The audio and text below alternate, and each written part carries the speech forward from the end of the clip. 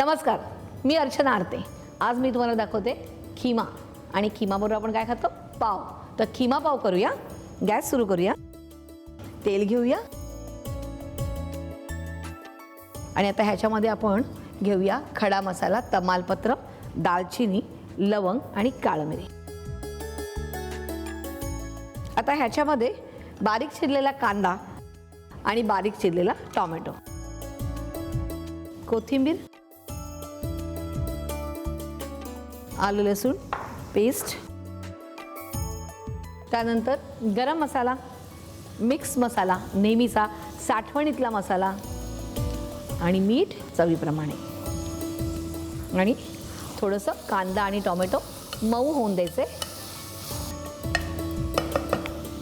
कांदा आणि टोमॅटो मऊ झालेले आहे। आता आपण ह्याच्यात खिमा घालूया। मटणाचा खिमा घेतला आपण, मिक्स करायचं, थोडंसं पाणी,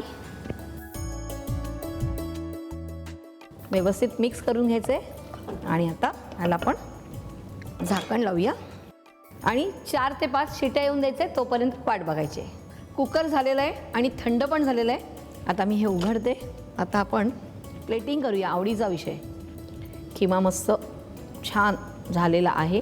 आपण हा या छोट्याशा बाउलमध्ये काढूया, तो ह्या प्लेटमध्ये ठेवूया सजावटी करता। पुदिना, खिमा म्हटलं की पाव आलाच। तुम्ही पाव घ्या किंवा आपण ब्रेडच्या स्लाइस घेऊया। ह्या कांदा घेऊया साईडला आणि आता लिंबू। असा हा मस्त बेत म्हणजे काय विचारूच नका। तुम्ही हे करून बघायचं आहे आणि तुम्ही मला लाईक, शेअर आणि सबस्क्राईब करायचं आहे।